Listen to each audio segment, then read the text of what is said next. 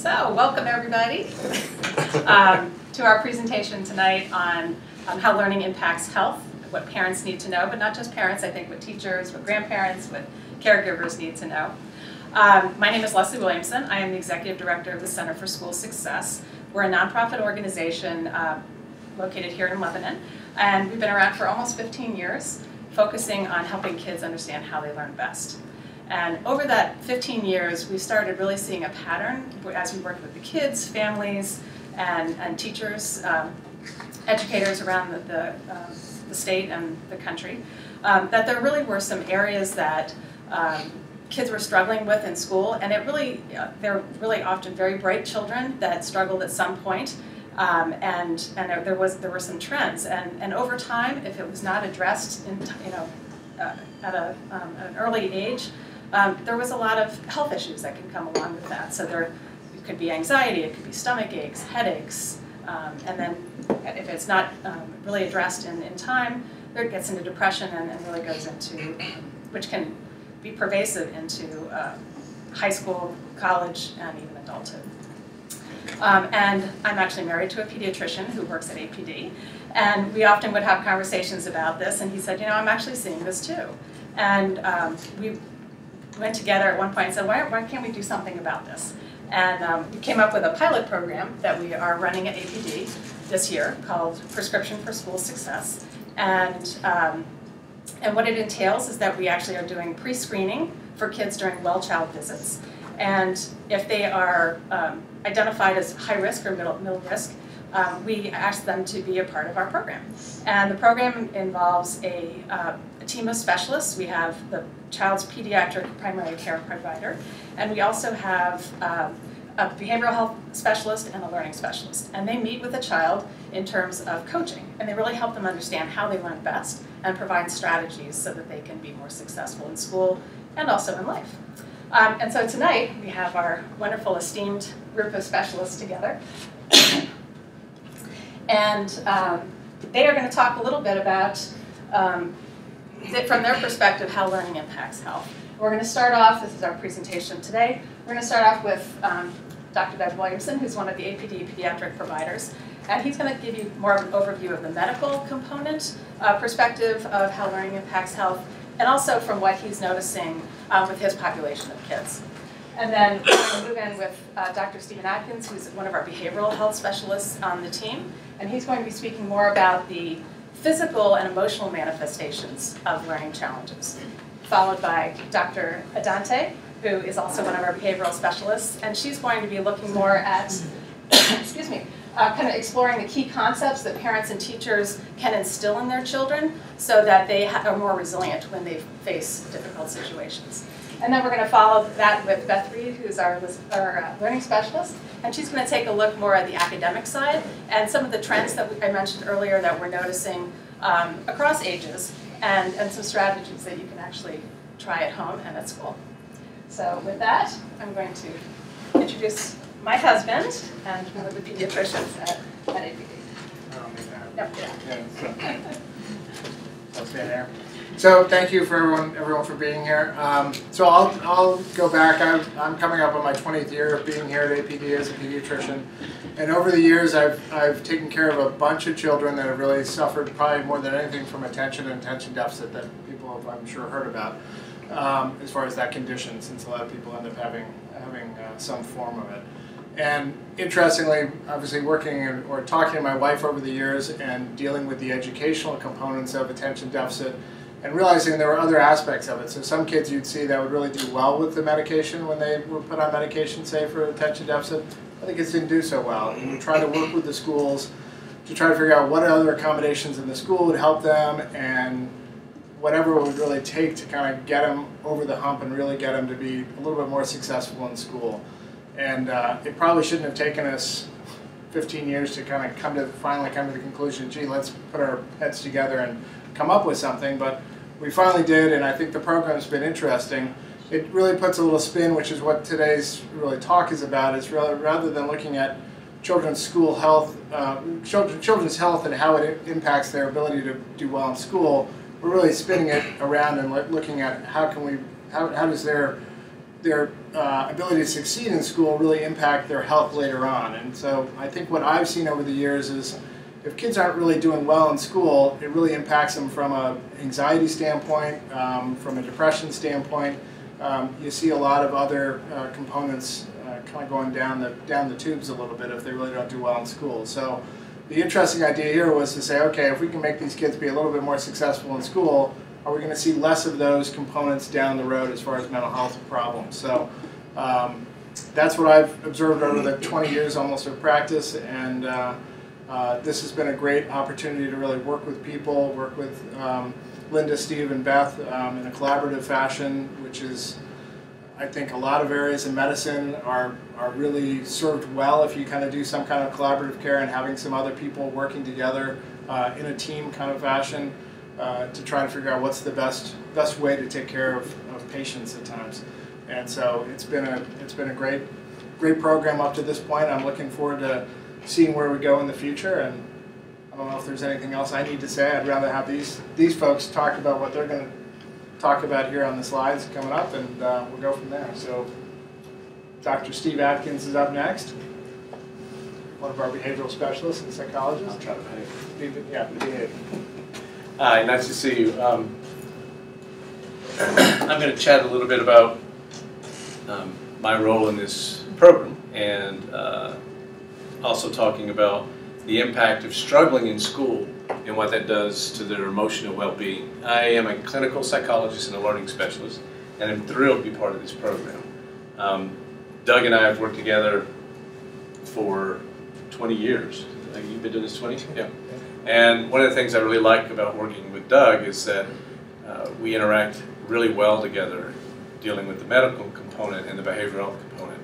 I'm in almost all of the schools in the Upper Valley at this point, and every teacher that I talk to will say that they were trained to teach reading and writing, math, spelling, things like that, but what they're really struggling with now is that there's a mental health component or a behavioral health component that's getting in the way of learning. And they weren't trained in that.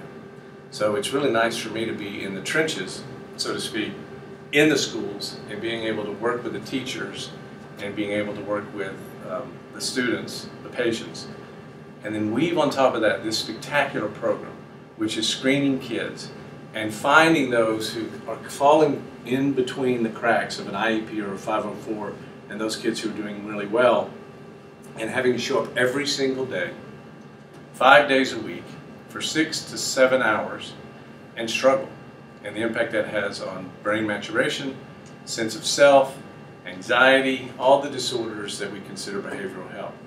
So before I get into the slides, I'd like to help you through an induction process get a sense of what it feels like to be one of these students. And I'm going to also address the folks at home who are watching, because you've got sports tonight, you've got meals to cook and kids to take care of, and hopefully take care of yourselves so that you can take care of other people. To grab a piece of paper, I'll give you a few minutes, and a pen. So I need everybody to take a piece of paper and a pen. It can be one of those cards if you like. I don't want to use these, but we're going to take a spelling test. Yeah. Welcome back to second grade. And what I'd like you to do in this spelling test, and hopefully you've got some paper at home as well, because I really want you to see what it's like for these kids to show up every single day and bang their heads against the wall. So, one caveat. You have to use the hand that you normally don't use to write. So I want you to take, put it in the opposite hand, and now we're going to begin. Ready? Everybody at home? Let's do it. Number one, let's start off easy. Education. Education. Number two, expression. Expression. Wait a minute. You guys are all highly educated, and I know you are at home as well. You need to write in cursive. No, shh, this is a test, don't laugh. Quiet! Do I have to send you to the principal? Number three, advocacy. Number four, circumlocute. Circumlocute. We'll come to you in a second. Sorry, what was that one? Circumlocute. Don't interrupt again, we're in the test. Number 5, interdisciplinary. I think we'll stop there. So, for the folks who are in the audience tonight, can you tell me what this experience was like? Anyway, just shout out, feel free. Chicken scratch. Chicken scratch, okay. Hard to keep up. Hard to keep up. What else? Aggravated. Aggravated. This woman, which we will not show who she is for privacy's sake, literally tore her test up while we were taking the, taking the test. What else? Anyone else want to share? Frustrating. Frustrating. Yeah. Okay, now imagine if I said, you know what, just for the sake of expediency, let's exchange each other's papers and grade right now. How would you feel to have someone see what you wrote, a peer of yours, being able to critique and judge your spelling? Now, this exercise is designed to help people develop, you're cracking me up, to help people, see, you would be the behavioral problem that would go to the vice principal, just so you know. Okay? Now, in a good way, though, because what this does is it induces you to get a sense of what dysgraphia feels like. Did you notice how difficult it was, and for the folks at home as well, to remember how to make the letters? Because you're not used to using the hand you normally don't use. On top of that, just because you're struggling to write the dysgraphic piece, the writing difficulty. On top of that, you also have to keep in your head what the word was, and then figure out how to make the letters and wrestle with spelling rules all at the same time. The good news is, if you spend 1.5 years with OT, you'd be able to write with the other hand. It takes about 1.5 years, and that's an easy rewiring of neural pathways because it's just mostly motoric rewiring. Think about the emotional components that go with the struggle. Do you have a hard time keeping up with the pace? The writing slows you down? Welcome to what it feels like to have processing speed issues. Welcome to what it's like to have attentional issues where you can't focus. So you got to see dyslexia and what that feels like, written disabilities, dysgraphia, attentional weaknesses, all that plays out in this exercise.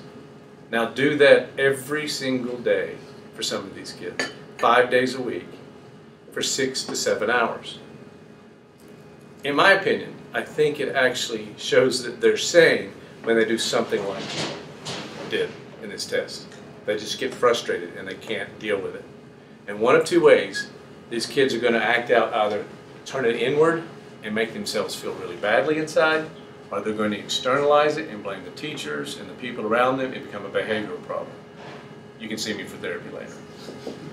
So this program is a great opportunity to catch some of those kids who are struggling but they don't know why, and deal with the impact of learning affecting their mental health, behavioral health, as well as their physical health.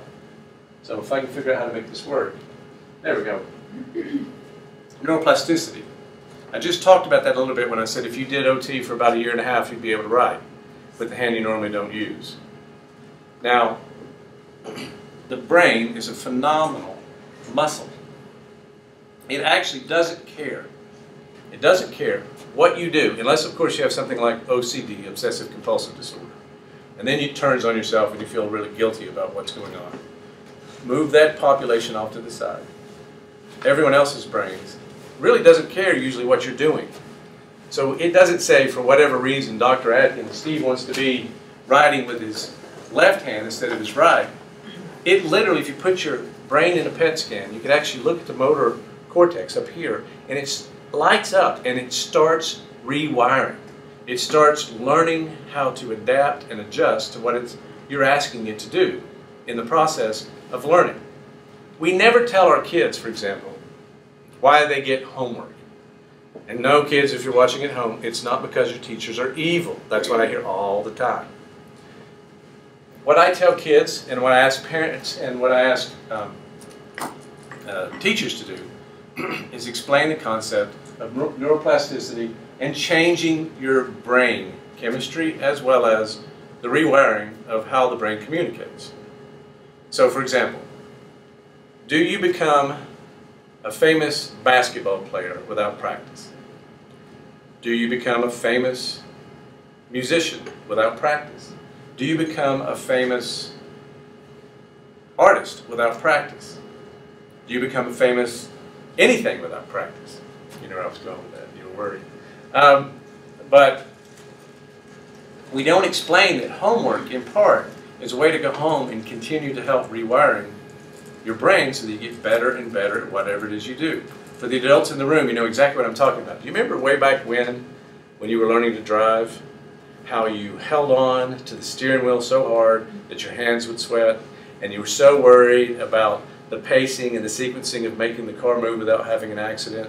And when you'd let go, you'd be like, oh, all nervous. That's because your brain was spending so much time thinking about what it needed to do to get this sequence of events down in a way that it becomes a no-brainer. That's what you call something when you've wired your neural pathways in a way that you don't have to think about it anymore.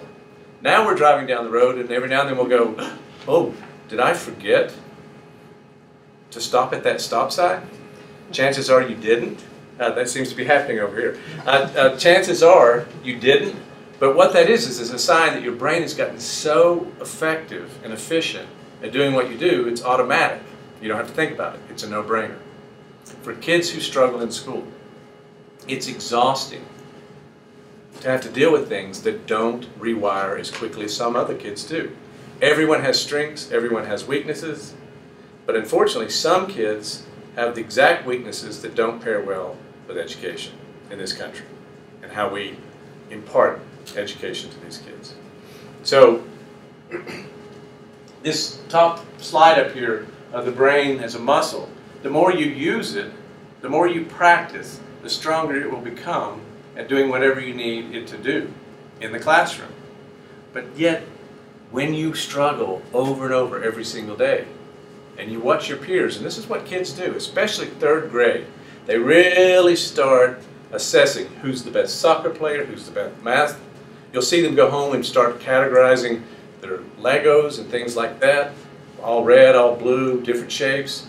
They get into categorizing and placing people in order of who's really good at and who's not.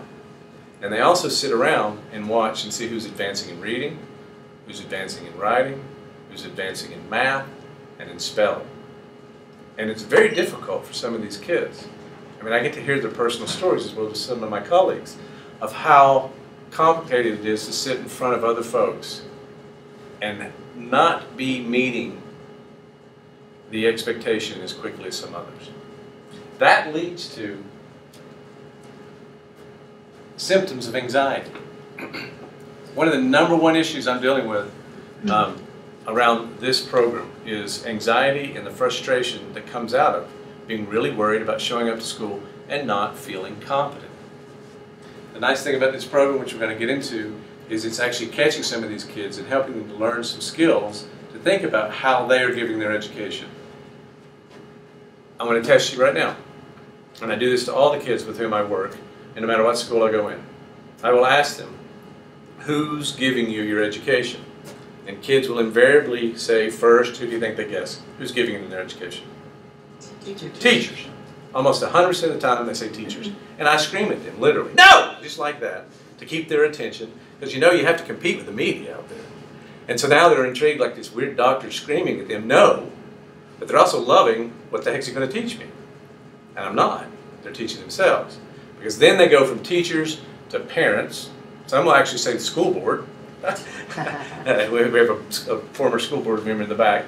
And then others will finally come around and say, oh, MB, oh my Buddha, it's actually me that's giving me my education. And so if they start to think about it's their active role, if you can help them to understand by advocating and thinking about how they're learning, and if you can weave on top of that, enhancing their ability to say, you know what, I'm not getting this, I don't know what I'm doing, I don't know where we're heading with this, can you give me the purposeful learning? And then remind them over and over again that homework is really about rewiring neural pathways. It starts to help dampen. Information decreases anxiety. If they understand what's going on and they know what to do with it, you can actually see the anxiety start to abate. If you don't, the problem with that is, anxiety turns into things like cortisol. And cortisol is extremely rough on the body and the brain.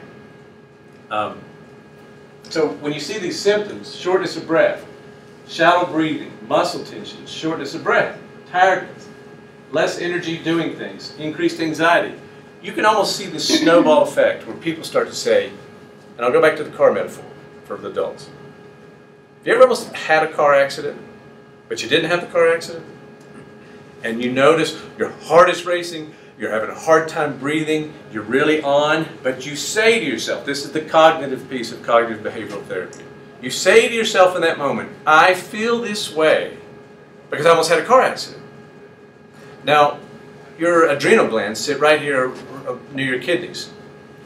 And when something bad happens, like a saber-toothed tiger runs in the room, you have to be ready to run like hell, or run like heck, I should say, and or fight. It's called the fight or flight syndrome. It puts adrenaline into your system, goes through your body, and it takes about 2 minutes for it to work through and be processed out of your body. And because you said to yourself, I know why I feel this way, I know where the anxiety is coming from, your adrenal glands just kind of, okay, everything's good, just wait a few minutes, you take some deep breaths, and then you finally start to relax. When you go to school, and you don't know what's happening to you, and you don't know why you don't know, and you see like everybody else is doing okay, and you're trying to start learning coping strategies to hide that, that's the flight part of acting out or having anxiety, or you start to tear up your papers, like the fight over here, you get into this negative feedback loop where you don't know what's happening, but you need to figure out how you're going to hide it because you need to remain competent. The nice thing about why I get to do what I do with this group is that it's literally catching these kids so that they can sit down and start re-scripting in a way that starts to undo these anxieties and symptoms.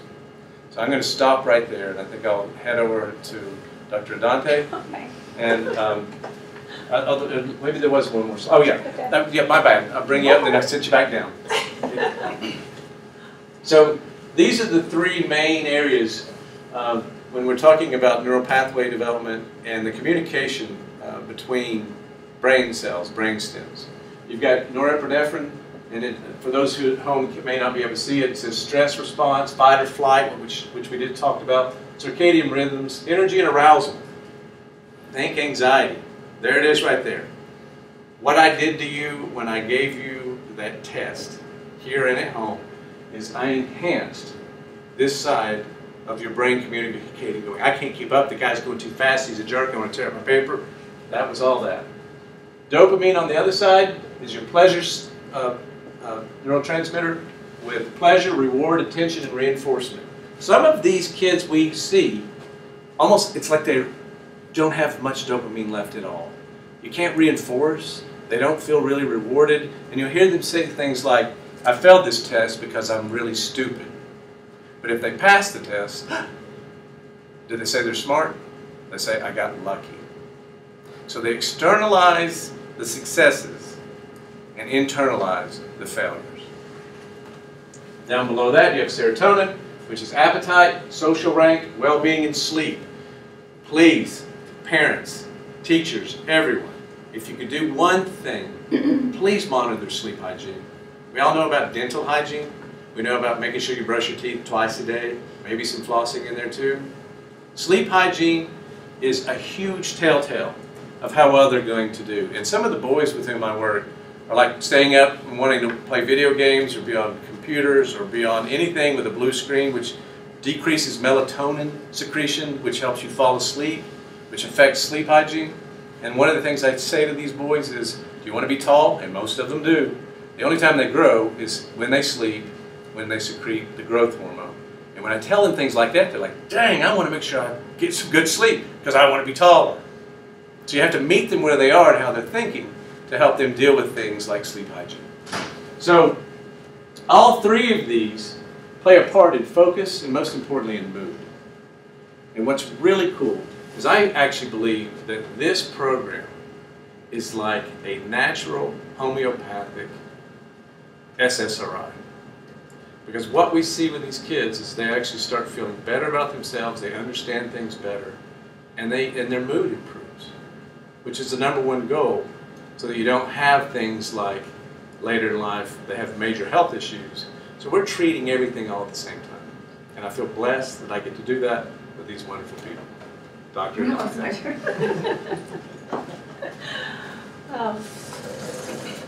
So I'm going to say thank you again for being here, and am I holding it right now? Technologically, I'm truly, you're going to see, you're going to be helping me guys. What brought me here is, first and foremost, I'm a mother of 6 children, and I'm a psychiatrist. And while I was raising my children, I was at home, so I got very involved in the schools. And the baggage I brought was when I was in elementary school, I went to Catholic school. And the nuns used to paddle us if we couldn't read. So we would all be standing in a row, and then there would be a puddle on the floor. And then they would take us, and this is not against the Catholic Church, it's a matter of a very harsh system, okay, very rigid system. They would take us into the bathroom, and we would have to own up if we were the ones that peed on the floor. If we didn't, they'd actually check our underwear. So if you can imagine the level of terror I had in school, I was constantly plagued with migraine headaches, and I carried that through my high school education, my college education, my medical school. And one of the outcomes I had was an eating disorder that lasted from 17 until I was 35 years old. Undetected, never treated. I'm fine now, and I have been for an equal amount of time. But I tell you that story because I was one of the walking wounded. And as I walk through high schools now and work with adolescents, having 6 children of my own, I can tell you there are a lot of us out there, and probably some in this room. So, you know, we don't take what we're doing lightly. We know that these early interventions can make a very big difference. So part of what I'm sharing with you tonight is what I've learned, and most of it has come from the young people I work with, and also the neuroscience that's out there, which is very exciting. Some of what Steve shared with you, he put norepinephrine, dopamine, and serotonin up there. 3 neurotransmitters in the room. There are over 100 neurotransmitters in our brain. Right? The neuropsych drugs that we use to treat depression, anxiety, attention deficit disorder, work on only 6 of the 100 neurotransmitters in our room. I tell you that not to diminish the power of medication or medicine, but to rather alert you to how, yes, we know a lot about the brain, but there is still much to learn. All right? So welcome to our journey together. And next slide. Part of what Steve was talking about, again, is this whole model we know now, and I'm sure you've heard of it in the lay press, the body-mind connection, right? Everybody knows that. I think what we don't realize is how powerful it is in the young, developing mind. All right? Stress literally rewires the brain. Too much stress is toxic to the brain. Right? And it can set the pathway for a lot of physical ill health and mental ill health. Now, the good news is what we talked about, plasticity, and how that can be changed. Again, another reason for you parents, no matter what's going on with your kids, to say, hey, it ain't done yet. And oh, by the way, when you're talking to your kids, that's a great way to say it too, right? This can get better. We know it can get better, and kids love the science. So Google that picture, bring out that YouTube video, and share it with them, because there is a lot of that on the web, and it'll help them grasp these concepts. The ability of once stress sets up, what's it look like? The biggest one up there for me, and I don't know if people at home can read it, is fatigue. When I'm talking to young people, you probably have noticed it yourself. You have a hard day at work, you come home, you're tired. But you know the difference between being tired because you've done something physically exhausting, right, that muscle fatigue, and when you've done something mentally exhausting. And the mental exhaustion does not go away with sleep. Right? It'll go away with exercise. But that's what our kids are experiencing, and this is something that I am constantly amazed when I'm working with young people, because they'll be saying, they're tired. Their parents know they're tired, and I'll say, and you're stressed, and you're anxious. And that takes a whole lot of mental energy. How many people have heard of mental energy?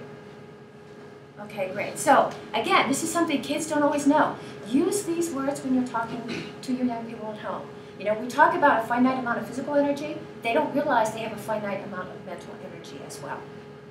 When we go around, you can see, as Steve, you said before, especially when it comes to the body, you're going to see more illnesses. You're going to see kids missing school. Teachers are going to get frustrated. You're going to be frustrated. They're going to feel bad about it. What you don't know and what you can tell them is part of when you're stressed out, You're going to get that cold.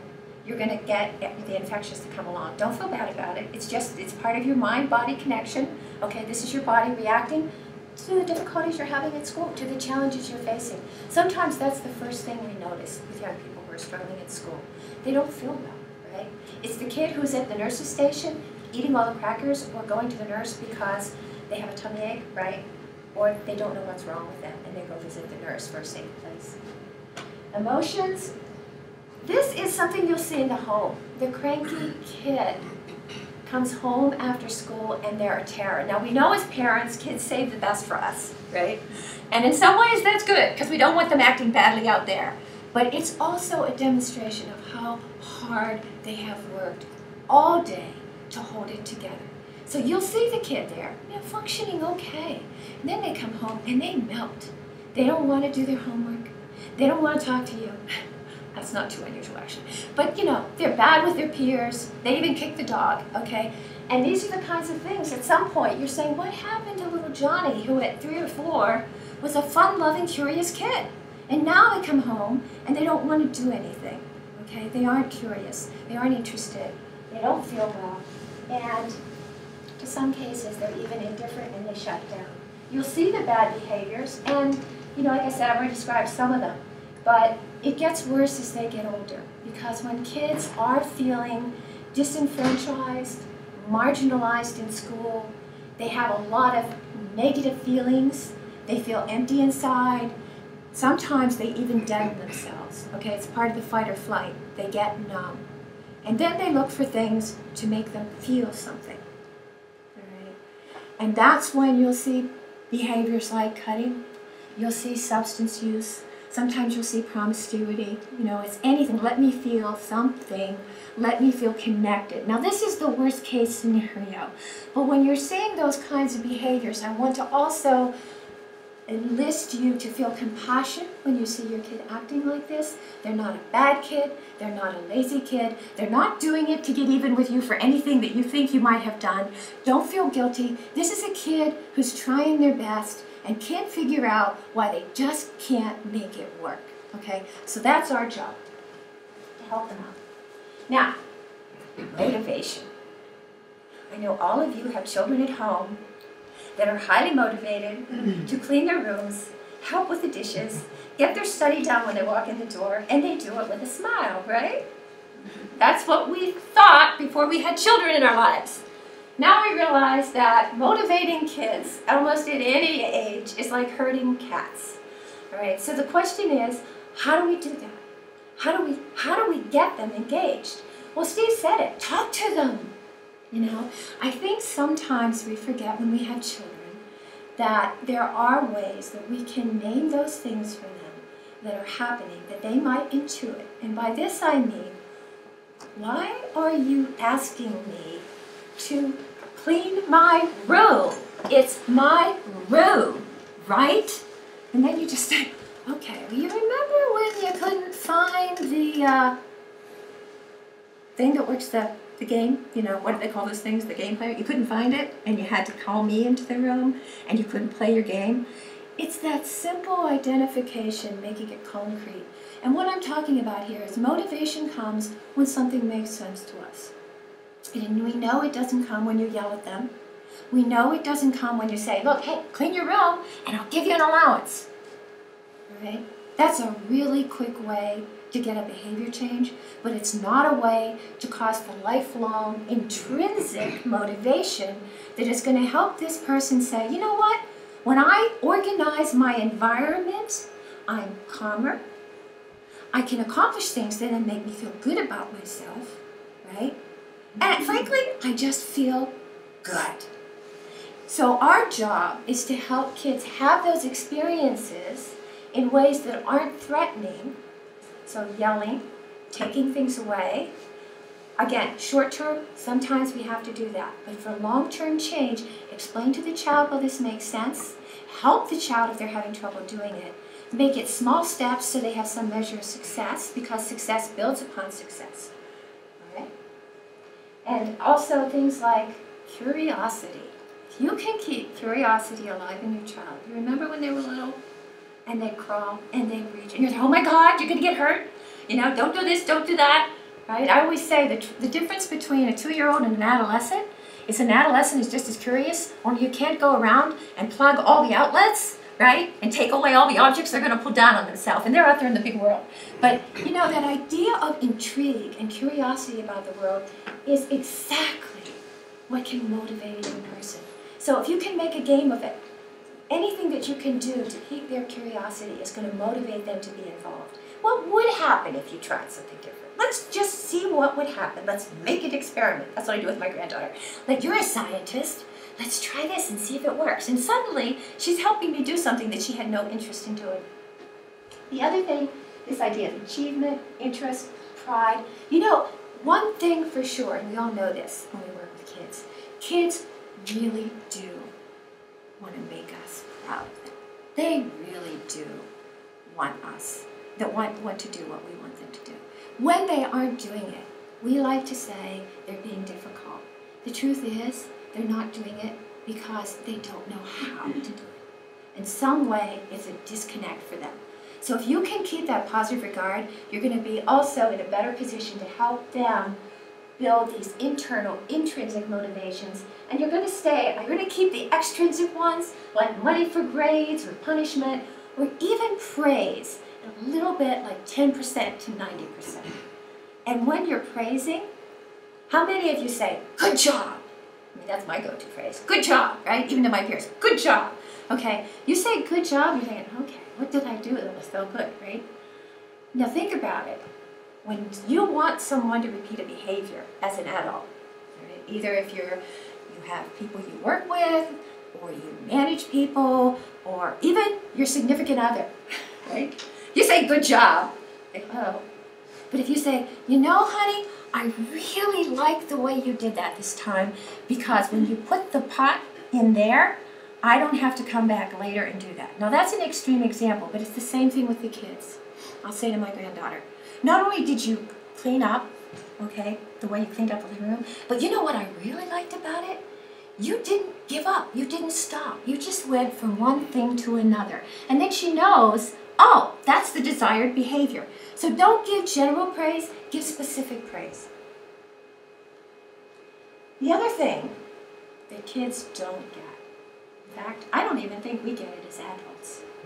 We're having a terrible day, or we can't do something. And we stand there, and we're down, and we're forlorn. And it's the power of yet. Just like a mantra, chant that to yourself, because we model the behavior, and say it to your kids. You can't do it yet. I can't do it yet. Because we all know, we've all seen that figure, 10,000 hours, right? 10,000 hours of practice gets you to a place of proficiency and ability to do it. So again, this may be obvious to us, it's not obvious to our children, and you can't say it too much. And coming from you, it's going to have a lot of power. Now, one thing we haven't talked about yet, how many people have heard of growth mindset, fixed mindset, and Carol Dweck? Okay, well this table has. They have to put their hands up, otherwise. This is such a great concept. I really, I can't say enough about it, because for me, it's the answer to so many, how should I say, problems we face, and it's very kind of underneath the surface. And what I mean by that is, when I was growing up, I was always taught you were either smart or you weren't. You either had the IQ or you didn't. You know? And you've already heard my story of all the terrors I had when I was, elementary school. And my dad once was sitting with me, and he's the one who actually helped me get over a lot of my hurdles by being my cheerleader, sitting with me to help me learn how to read, helping me learn how to tell time on the clock, which took me forever. And one time he told me, because I always wanted to play the violin. I don't play the violin, but it was still a good story. He said, he said, there are people out there that can pick up this instrument and play it beautifully. And he says, and then there are people who work very, very hard for many, many years. And he said, and you know what? He said, the person who gets it easily oftentimes picks it up and puts it down because they have no connection. The person who works hard takes ownership, and they go on to be the virtuoso. And I remember, I had to be probably 6 or 7 when I heard that story. My father didn't know about growth mindset, but that is the story of growth mindset. It is the belief that if I work hard and stay passionate and engaged and don't give up over the long haul for long-term goals, I will make it. So, growth mindset is I can change. I can make it happen. Haven't done it yet. And I'm also, if you notice, when I say can make it go and keep going, grit. So these two terms get used together. Grit, I'm not going to give up. Growth mindset, I can do it. I can make it work. It's not that I have this fixed IQ. No. Practice, I can make it work. I can grow my brain. My brain is a muscle. I can rewire. I can make stronger connections. Some of the downside, which you see here, and you'll hear this when you talk to your kids. Steve was talking about how they look out and they see, people doing well and they're not doing well. This is how it plays out in practice. And one of the ones that, if my classmates succeed, I feel threatened. I don't know how many of you see that. I mean, how many of us already feel that in the workplace, right? Everybody seems to get it. You don't. You feel like crap, right? Okay, so part of that's self-talk. But the growth mindset would say, hey, they're doing good. Maybe I can learn something, right? They're doing good. I feel good about it. My abilities determine everything.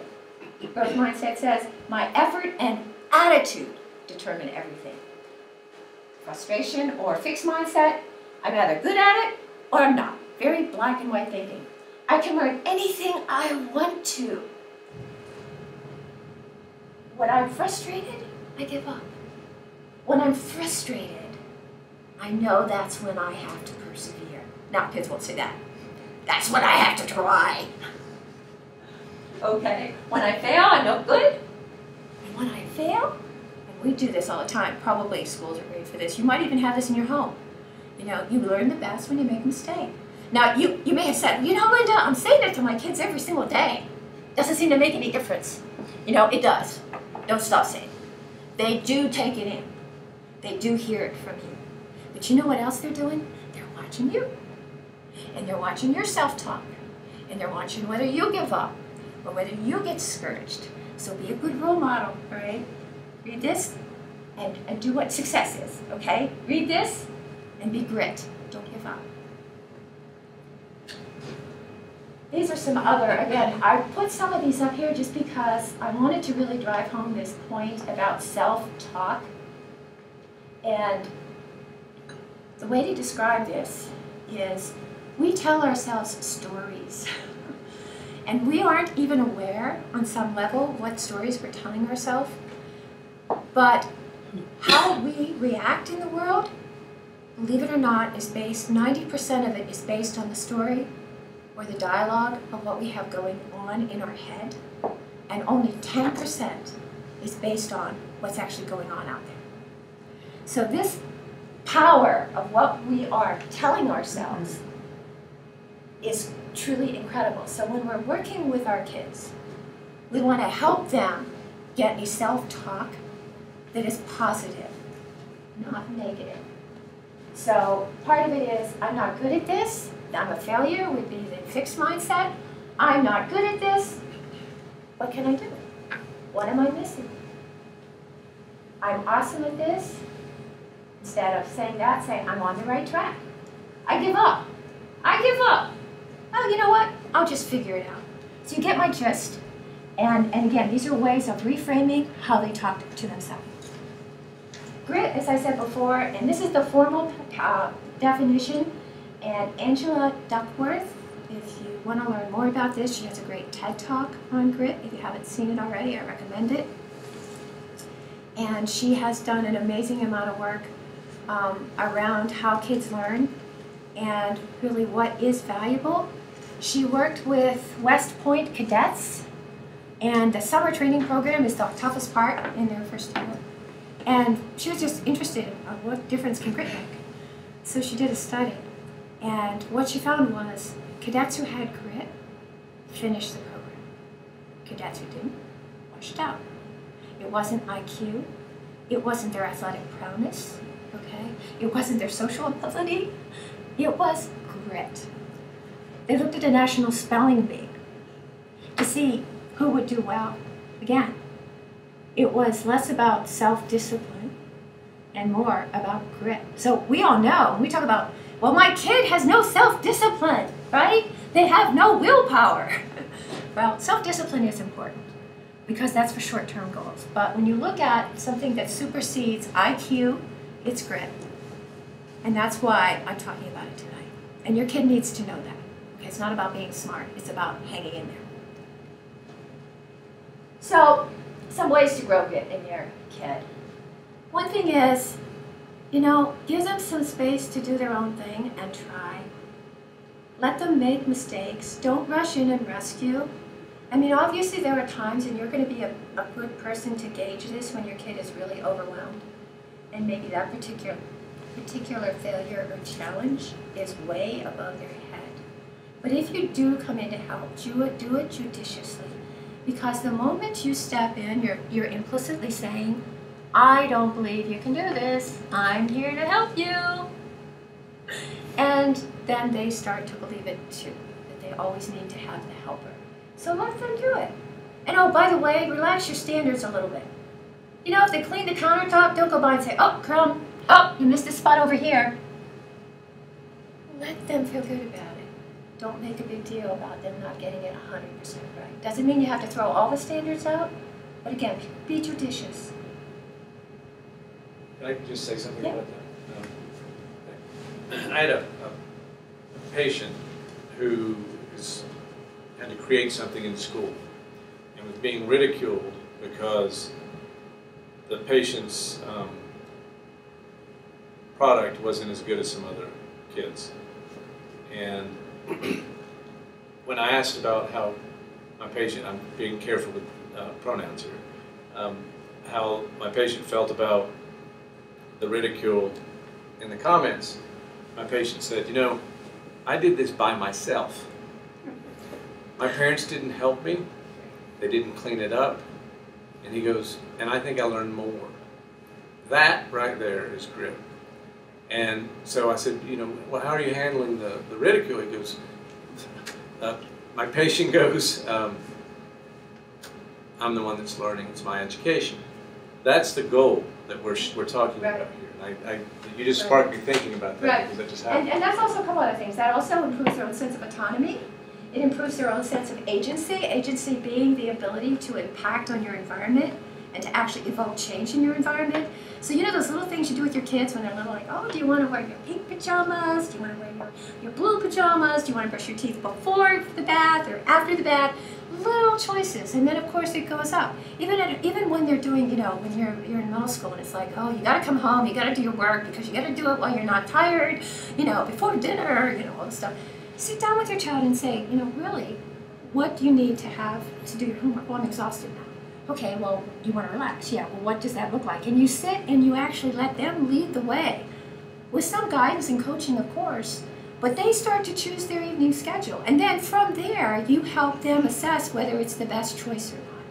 And then they're getting to see that they are, in fact, right, capable, competent, and able to have some effect on their environment.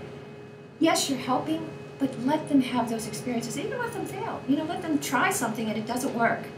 You know, with 6 kids, we never had a bedtime. Sounds like a nightmare, doesn't it? Well, there were a lot of kids in a lot of places, and they used to sleep all over the place. I couldn't get them in bed, so it was just way overwhelming for me. I wasn't a good mom. I was just like outnumbered. Anyways, the point is, I never had to tell them. It didn't last long where they stayed up late because it didn't take too long before they knew. They were exhausted, but they still had to get up at 7 o'clock to get to the school bus. Of course, the guys could get dressed in 10 minutes. The girls got caught on quicker. My point is, let them fail if it isn't going to cause bodily harm or mental breakdown. Seriously, there are times when you have to give in a little bit. Just don't make a habit of rescuing. And these, I think I don't know if we have a handout for this. Are we giving them the handout for this? I can post it. Okay, we're gonna post this. These are things you probably have them. You know, it's that, you know, no pain, no gain. You know, the old one about well, mistakes are proof that you are trying. I mean, do you have things in your house, in your family, mantras that you say to yourself? And it doesn't even have to be a mantra. You know, deep into the family's history. What did Grandpa do? What did Grandma do? What's your uncle, your aunt do? What stories of success do you have that you can share with your children about grit, right? About growth mindset. Those places where they can say, that's part of me. That's my history, right? That's inspiring, that's motivating. And this is everyone, the train that could, that whole idea, but this is just a visual. Now, obviously, you're gonna not put this in a high schooler's room, but the reason I have some of these up here is because I want to stress to you the importance of no child is too young for you to not be paying attention to this. Use visual images, use language, use movies. There are movies out there now that are perfect places to say, why did that character, how did they get there? And you talk with your kid about it. What did they do? So meet them where they are and introduce the word. Name it for them so that they can start to internalize it. So this one talks about attitude and some of the other things. Like I said, that's just an example of what. This is something we actually use when we work. How am I doing time, guys? 2 minutes. Okay. This is something we actually use when we work with our clients. And I can't tell you how many kids look at this, and before I even open my mouth, they either say, oh, I saw that already at school, or, yeah, I really like this. And, it's so true, and I think it resonates with us as well. We'll see people really doing well. We look to our left, we look to our right, everybody seems to be more composed and, better and more able than you are or I am. And then we realize, oh, wait a minute, let me get real about this. Success is what we see at the top of the iceberg. What we don't see is all the work, the disappointment, the dedication, the sacrifice, and oh yeah, the failures. Okay, the minute kids see this, the visual, and that's another reason, besides the concept. Again, sometimes a picture says 1,000 words, doesn't it? And this is one of those. And again, this is just one of those elementary, preschool, You'll see the teachers putting these up. I put them up around my house. Have kids draw pictures and color them in. All right. This is just a short, grit. I remember, give it your all, redo it if necessary, ignore giving up, and take time to do it, right? And this is just a quote. I'm going to read it for the folks at home. If parents want to give their children a gift, the best thing they can do is to teach their children to love challenges, be intrigued by mistakes, enjoy effort, and keep on learning. That way, their children don't have to be slaves of praise. They will have a lifelong way to build and repair their own confidence. I have the pleasure of being the learning specialist on the team, which means I do a lot of academic strategies. Once we take into consideration everything that Dr. Dante and Dr. Atkins have said, then I start doing the more practical, and I'm going to do a little bit of that tonight. So I'm going to start with this graphic of a bullseye and sort of use, again, as Dr. Dante said, if we can give visuals and make things more concrete, sometimes it helps to explain things to children. And I've used this with the students for 15 years. And the comfort zone, the middle of the bullseye, is when we're on automatic pilot, something we know we're 100% confident with. It takes very little brain energy and very little mental energy. Unfortunately, we don't exactly learn in that zone because we're not engaged enough. That's not to say we don't want things on automatic pilot. We want us to be able to tie our shoes, navigate walking in between chairs in a crowded room. We want alphabet and math facts and signing our name and writing as a tool, not like what we did earlier with writing that was a challenge. We want those all to be on automatic pilot at some point. The red zone, the outside, is the danger zone. And that's that fight, flight, or freeze that Dr. Atkins and Dr. Dante both talked about, when children are immediately uncomfortable. No learning happens in that zone either. We might get some maladaptive strategies to escape or defend ourselves. We might tear up our homework. not to keep picking on you. We might throw our pen down in frustration. We might escape by doing anything but what we're supposed to do. Still to this day, if I have a paper to write in it, I'm stuck on it. I have the best, cleanest house. It has nothing to do with what I need to get done, but it gives me something else to focus on. Learning happens in the risk zone, and that's exactly what we were just talking about with grit and perseverance and curiosity and excitement. If you've raised children, you remember 3-year-olds. Why? How come? What happens if? Somewhere between 3 and school, some kids lose that. But in the ideal world, we learn in the risk zone and we stay in the risk zone all the time, and that's where there's just enough curiosity, something we don't know, something we have to reconcile. But it's not scary bad yet. And that's the prime learning zone. In fact, our brains are so programmed to learn in that way that we only have to be right or successful less than half the time to keep that cycle going. So if they can make a prediction about what's going to happen next in the story, even if they're wrong, the act of making the prediction engages them and gets them going. They have something to look for. If they make a guess about what 3 times 6 is, even if they're wrong, well, why were you wrong and how close were you? It keeps them going. So that's our goal. I'm going to do a quick little exercise with you, and when we do it in groups with children, we actually have them get up and make a circle. But what I'm going to do is have you do thumbs up if it's in your comfort zone, 2 thumbs up if it's in your risk zone, because that's an opportunity to learn, and no way if it's in your danger zone. So just where you're sitting, for yourself, think about these activities.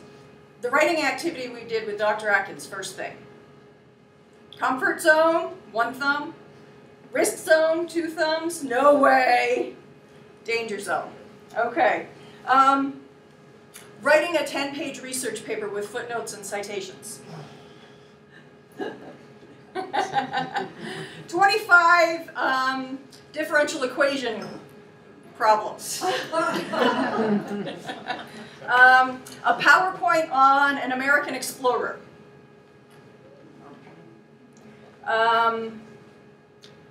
Balancing energy and matter equations in chemistry. Okay, most of those things would have happened in 1 day in high school. Doing your own taxes. It's almost April 15th. Driving in a snowstorm. Driving a standard. Okay, so people at home, you can't see this. I hope you participated at least in your own head. But nobody in this group was in the comfort zone for everything, or the risk zone, or the danger zone. We all have different abilities and different strengths and weaknesses. And most of that is based on our life experiences. What we've had a chance to do, and what we haven't had a chance to do successfully yet. So when we talk to kids about this risk, comfort, danger zone, one of the trends that we're seeing, which is a very general trend, is that we have kids, and this is a new phenomenon, relatively new, who go directly from comfort to danger. They're not used to struggling. They're not used to a challenge. There's a whole bunch of reasons for that that would be a doctoral dissertation that we can't get into tonight. But essentially, they don't know that it's okay not to know. And they give up and they turn for help. Or they throw things down. Or they avoid it. Or they pretend they know. Because nobody wants to look like they're dumb. And it's really amazing when you do this activity and you get kids to trust you and you start having conversations. And kids who have been together from kindergarten to 5th grade sit around talking to each other and realize that the kid they think is really smart and knows everything is just as insecure as they are. And that not every kid knows everything. So one of the things that we try to do when we teach strategies and work with students is, if they're in their danger zone, and this is real, this is not just in your mind and oh, get over it. Okay, as Dr. Atkins talked about, there are physical things that happen in your body. Okay, your brain tells your body to get ready to run, and you feel anxious and you feel rushed. People have gone to the hospital thinking they're having a heart attack when they're in this zone, the danger zone. On the other hand, if they have a little information and they, oh, this is scary to me, but it's not that scary, and they can talk to themselves, they can calm themselves back down. So one of the things that we do is we talk about using a strategy or doing something that's new and scary and combining it with something that's a passion or an interest or a strength already. So if I'm teaching a student something about math and they absolutely hate math and they have a real fear reaction to anything with math, I'll change the subject and I'll ask them if they like to cook or they like to eat or something that I know I can weave math back into. And then we do it that way. Okay, I'm going to leave it here for a little bit, but this is a general breakdown that we're seeing across all school subjects. It can even happen in things like PE and art and music. You know, everybody else seems to be able to know how to read music, or everybody else seems to know when to turn and clap and things like that in aerobic dance classes. But I don't. I always hit the people beside me because I'm going the wrong way. We can have those kinds of stress reactions to anything. The really cool thing is if it's something we want to learn, or something that we have a little bit of experience with, or something that we're really motivated because our friends are doing, our brain gets flooded with that dopamine, which is the pleasure neurotransmitter, and it's actually easier to overcome. But if we don't have the interest, or we don't have some prior experience, or we don't have the right kind of support, then all the negative stuff keeps going in. And we don't have that insulation or that resilience. In our work in the clinic and with the students we've seen at Alice Peck Day, we have seen some very specific trends that Leslie Williamson mentioned at the very beginning. And we're seeing them again here. They just keep coming up. And there are 4 of them, and we've already talked about 2 of them. So the first one is handwriting. And we did a little activity with that. Imagine the feelings that you were having when you did that handwriting thing with your non-dominant hand. Imagine if that's how you felt every time you sat in class. Every time you were asked to fill out a worksheet. Every time you were asked to read something and respond in writing. Every time you were asked to explain how you got your answer in math. And then you had to do it 5 or 7 times a day. And then you had to go home and do 2 hours of homework with it. For young children, as Dr. Atkins said, we can focus on teaching them the proper grip and then literally do hand-over-hand modeling, because there are certain ways to form letters that are more efficient and less effortful, and that should help to make it automatic. Short practice. Even the OTs will do short, frequent practice as opposed to one 30-minute session, because the longer they work, the more tired they get, and they're reinforcing bad habits. So you want to do short, frequent practices, and ideally in some area of fun. Like, I'll call off what we need to go grocery shopping with and you write down the list. Or why don't you write out the lyrics to your favorite song? Or why don't we write a quick note to Grandma to thank her for that great bike she got you for your birthday? Finding creative, interesting ways. The second one is language. And what we're seeing is there are a lot of students who have trouble finding the words to explain what they're thinking. They know it. Many of them can understand when other people talk to them, but they struggle or they talk around something. Circumlocute was one of the words in our spelling test, and that's what that is. Describing the phenomena instead of, for instance, we had a student who couldn't come up with the word hinge for the door. And what she said was, well, you know, that bendy thing on the door that holds the door to the wall and lets you open it and close it, that's circumlocution. She knew exactly what it was, but she couldn't come up with that tip of the tongue word that she needed. Imagine that when you have to write a 10-page paper, and those nouns just aren't coming. Or you keep getting big red marks all over your paper because you're using the wrong word the wrong way. Another place this shows up, this expressive language ability to communicate your ideas in words, is when kids study for tests. They tell us, well, I studied, but I didn't get it. I must have studied the wrong thing. And what we find out is they're reading their notes over and they understand them perfectly, or they're getting a fabulous diagram of the water cycle or whatever, and it makes perfect sense to them. But then what do they have to do when they get to the test? They have to write it out in words. They don't practice that part when they study for the test, so they're leaving the really hard part for the high-stress situation. So what we tell them is practice out loud. If you have a dog, explain it to the dog. Dogs are great listeners. And they never criticize you. They don't finish your sentence, they don't interrupt you, they just let you figure it out. The next place where learning can break down, and we're seeing frequently, is memory. And specifically, the kind of memory that's involved in holding on to something and manipulating it or juggling it. So where you would see that most often is somebody gives you a set of 3 or 4 directions. As you take out your math book, turn to page 97, do the odd-numbered problems, and raise your hand when you're done. The average adult can hold on to 7 discrete pieces of information for a short time. That's why phone numbers are 7 digits.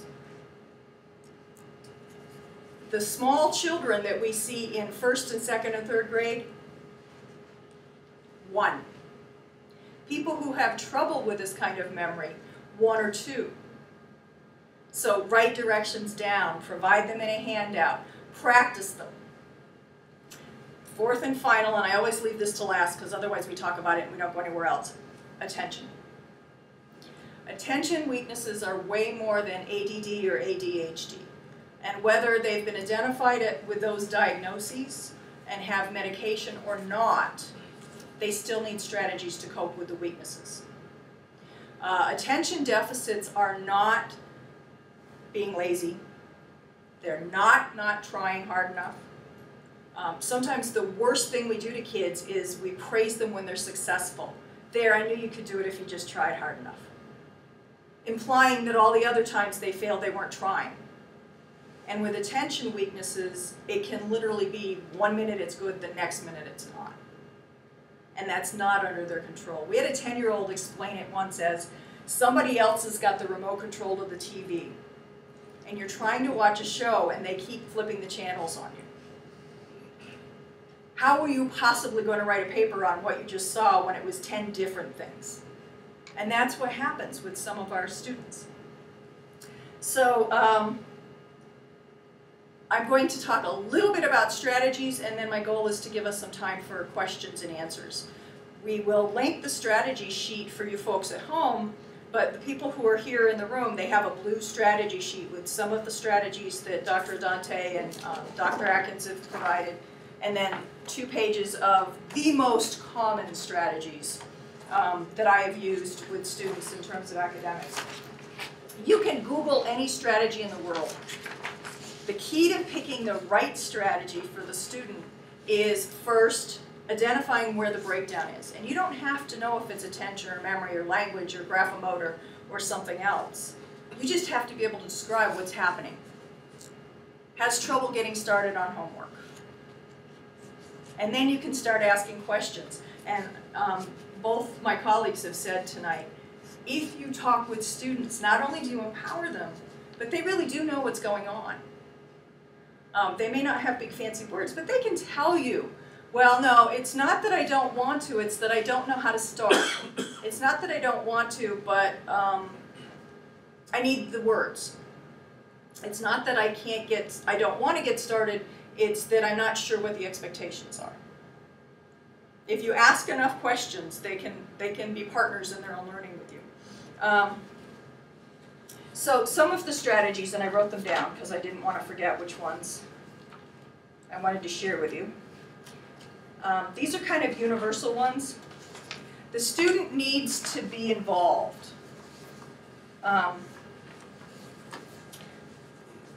Before I get to strategies, though, I want to talk to you about a place where all of these things can work together. So if we start at the very top with very creative Wonderful ideas for a project, for a written assignment, even for how to solve a math problem. There are tons of them. They have to go through a funnel, which is keeping track of my ideas, knowing what the question was, which ideas apply, which ones don't. So that goes through the first funnel. And then we get the second funnel where we have to come up with the words to explain it. Because most of the time we have to explain our thinking in writing or verbally in school. So then it gets compressed into still another smaller space once we figure out the words. If we have to write it, and writing is like it was for you in your non-dominant hand, some kids with their dominant hand, that's what it's like every day. So that gets even further compressed. Now, if we've got any of that anxiety or cortisol or stress going on in our minds, that further closes the gap. It's literally like putting a valve on thinking. And then finally, if there are any attention weaknesses or breakdowns, then maybe I get halfway through a project and I get distracted and then I forget where I was. Or maybe I get halfway through a project and what I just wrote makes me think of something else and I start writing about that, and before you know it, I've got 3 different topics in my one-page paragraph. A finished product with students who have one of those breakdowns is significantly reduced from what was in their brain. If they have a combination of several, or heaven forbid, all of those breakdowns, you get a mere dribble of what they're capable of. And often it takes them 3 to 4 times longer than the students who don't have any of these challenges. So the teacher assigns 20 minutes of homework and your child's doing an hour and a half of homework. You need to talk to the teacher about that.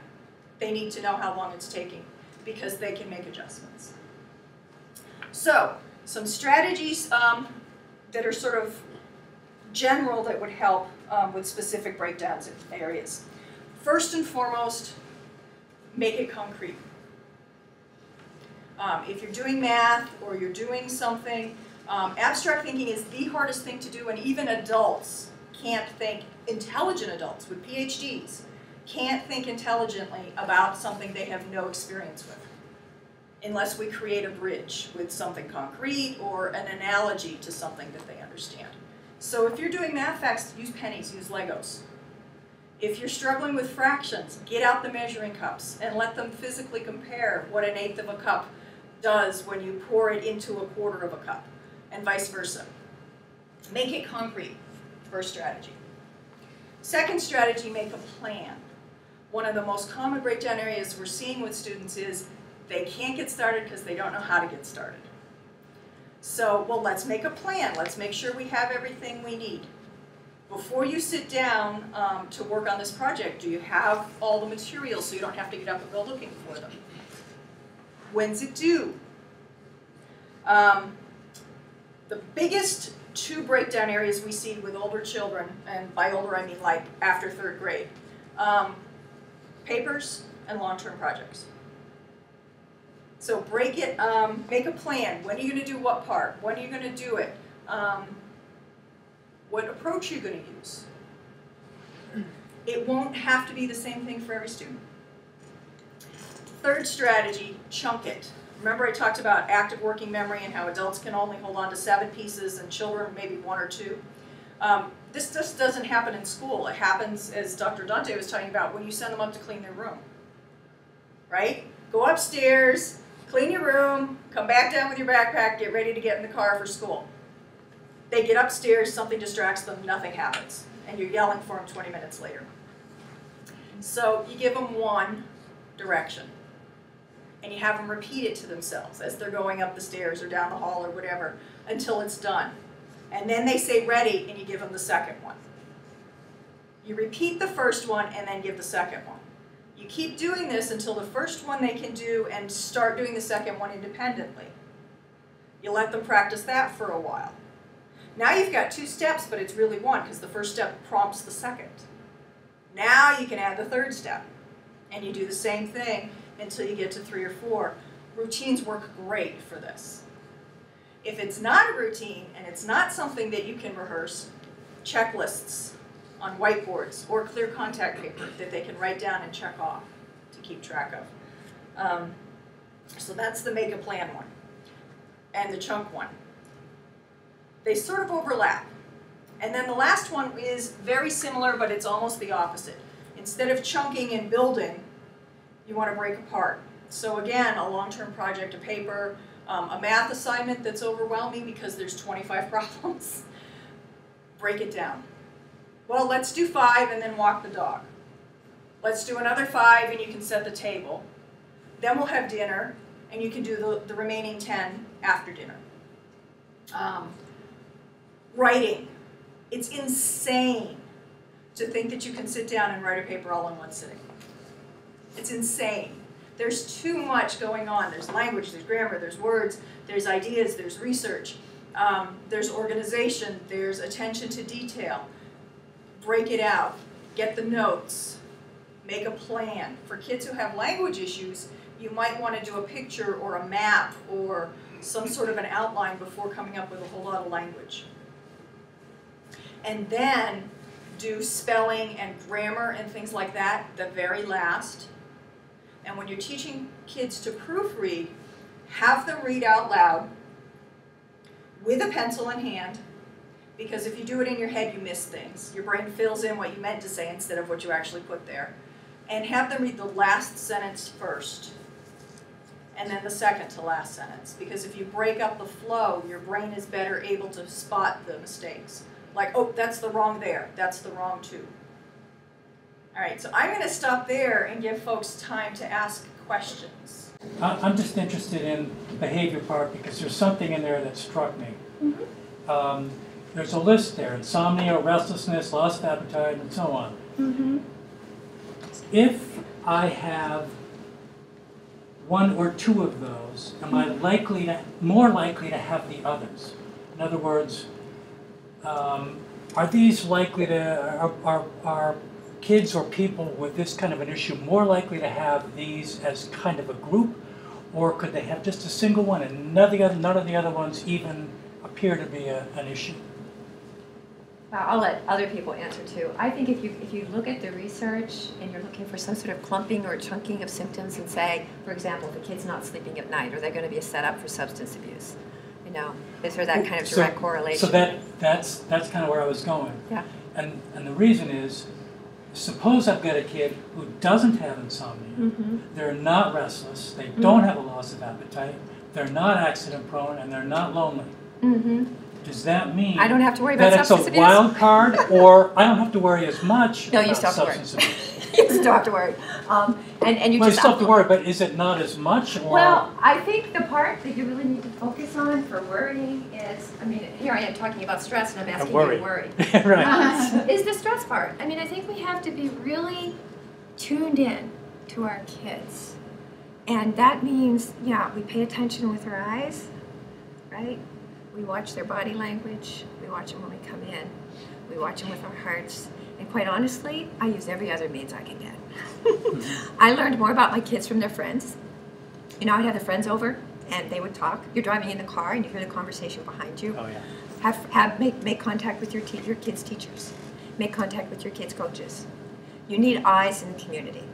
Do not fault yourself if your kid turns out to be using something and you go, I should have known. No, they're very good at hiding it, and they're very good at hiding it from you. So are you saying that these are more or less independent from one another? They're not that if they precursors. don't exhibit the other They're not ones, precursors to another, that's correct. and they're not associated with one another Well, you can necessarily. have a host of them, but it doesn't necessarily mean because you have 1 or 2, you're going to have the one that you're most worried about. Okay. I mean, there's a whole lot. There's biological loading for substance abuse, genetically, you know, from families. There's stressors, there's trauma, all kinds of things that play into why someone, you know, turns to drugs. You know, ADHD, the attention component. And in no way, and I want to clarify this, am I condoning the drugs. And I make a very strong distinction between the medications that this awesome man gives to kids and drugs that you buy on the street. We often just talk about drugs and it's everything. So I start immediately helping kids start to think about there's medications that are legal and we know what they are and it's okay to take those if your doctor prescribes them, and drugs, which you get on the street. And some of the substance abuse issues and attention, I mean caffeine, all of the EENs that you can think of actually enhance glucose metabolism, and the prefrontal cortex turns on. You see a lot of kids gravitate towards sugar, to kind of get more sugar into their brains, but that doesn't work. And that's what's great about the medications that a pediatrician or a doctor give, because they will actually help turn on and sustain the attention that comes with the prefrontal cortex. Some kids will gravitate towards, if they're not being treated properly, to using things, the EENs and marijuana, things like that, that actually enhance focusing. The problem is with that is it's dangerous, it damages the brain, the hippocampus, things like that, and on top of that, they may feel more focused, but they're probably thinking, wow, this donut tastes great. And they're not focusing on the things they need to focus on that help them determine ways to find more grit. And it actually decreases grit over time because it takes away the drive to continue doing things. So there's a whole host of things that cause people to turn toward drugs. But just because you have one or two of those in that quadrant doesn't mean that that's a precursor and an indicator that, oh my gosh, I need to be worried. Although I do agree, don't ever let your guard down. We all know what's going on with the opioid crisis. So I think I'm also hearing that if none of the others in that quadrant are apparent, that it still could be an issue. Absolutely, that's exactly right. Absolutely.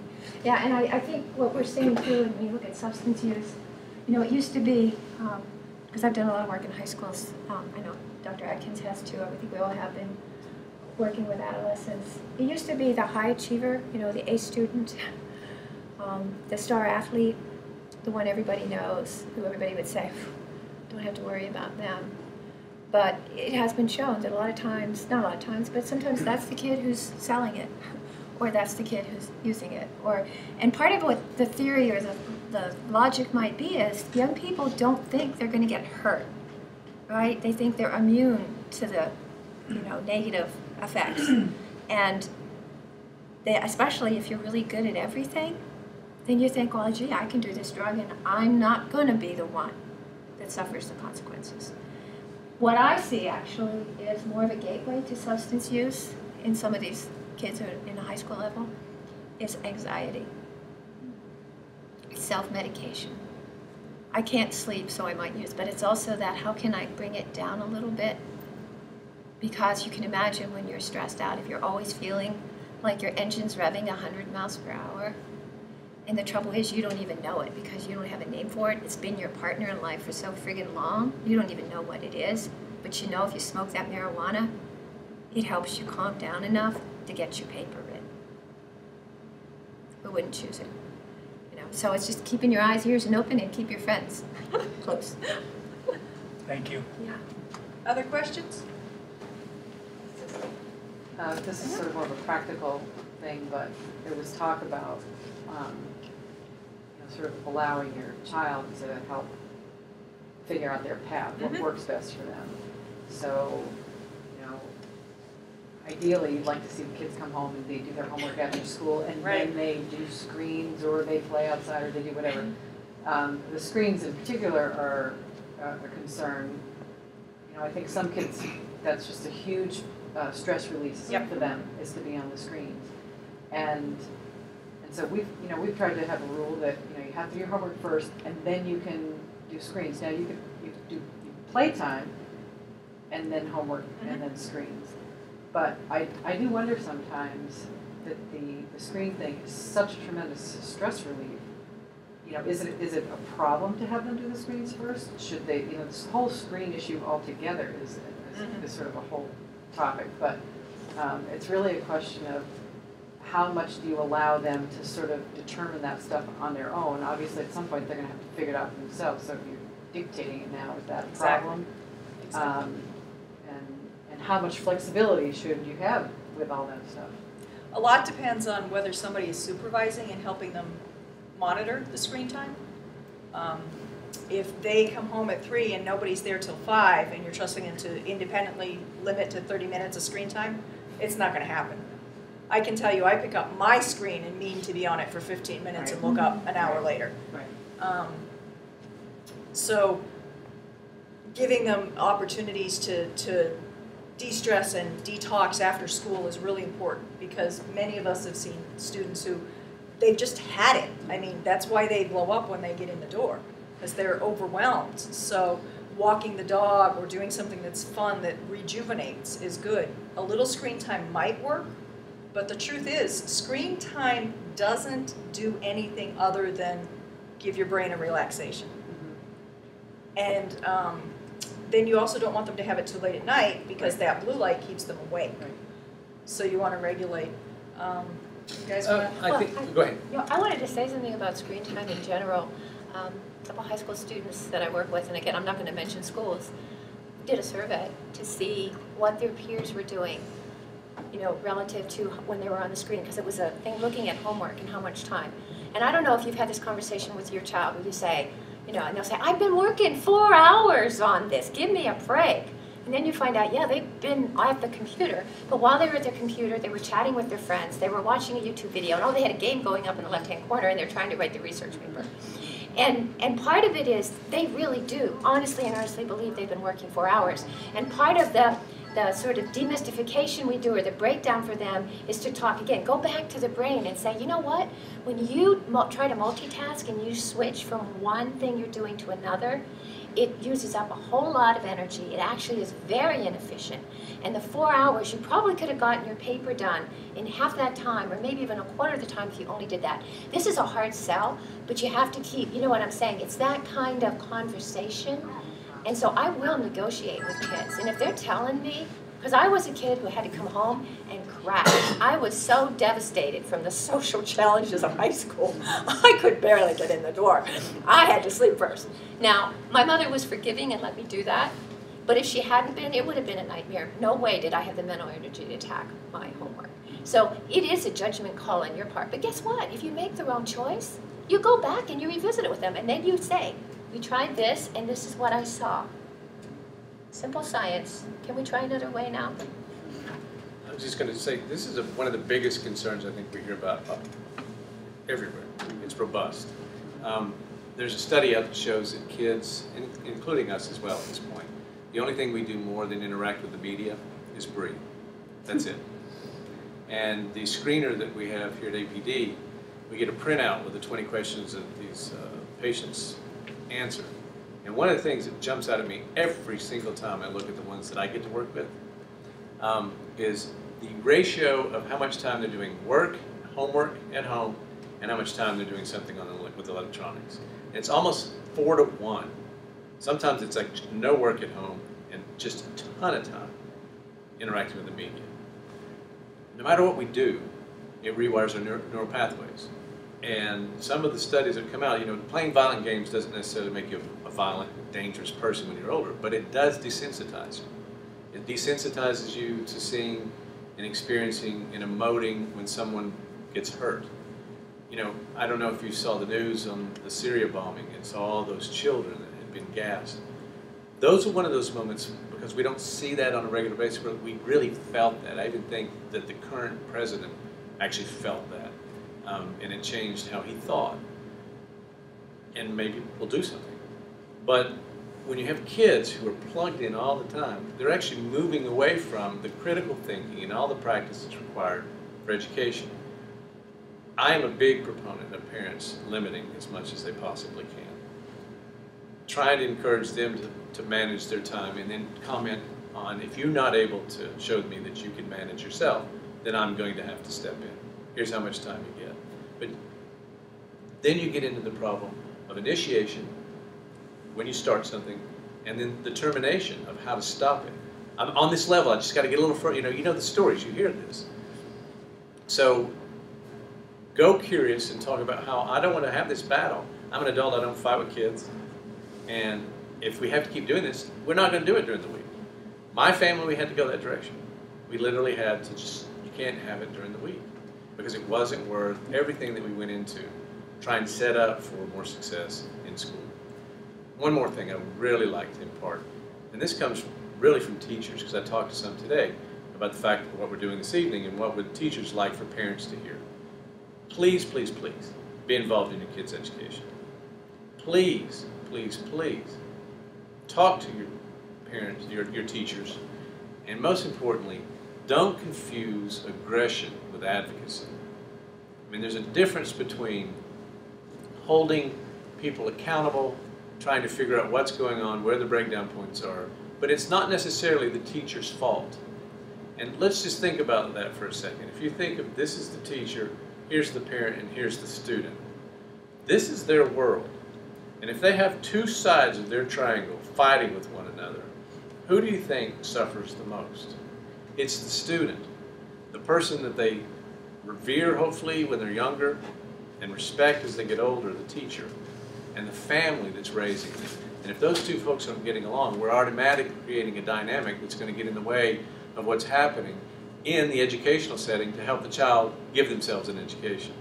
So if you want to ask questions, or if you want to find out what's going on, you know, I can tell you that I have teachers that actually break down in tears trying to figure out ways to reach the students that they don't see doing well. I will add one thing to strategy selection at home. I raised 2 children, and neither of them needed the same thing. Linda, I'm sure, could speak to her 6, and none of them need the same. Not everyone learns the same way, and not every strategy works the same way for the same people, even if you're having the same kind of breakdown. And I'll give you a real concrete example from a conversation I had this week with a student and parent. The mother can't listen to a lecture or talk or something and be doing anything else. She has to be totally focused and assumes her child is the same. And in fact, the child can't listen if they're looking. They have to be doing something else with their hands or doodling or looking down. And it's very hard for us to, especially with our own children, to see somebody who looks like us, walks like us, or our husband or spouse or our significant other, and yet they don't process the same way we do. It's very hard to accept sometimes that just because you can't do it doesn't mean somebody else can't, and just because it works really well for you doesn't mean it works well for everybody else. So I had 2 children. One had to have music as white noise while studying, and the other had to have dead quiet. So we had separate study spaces. Neither of them were allowed to do screens because it does distract the brain while doing homework. I'm mindful of the time. I just thank you guys all for being here tonight.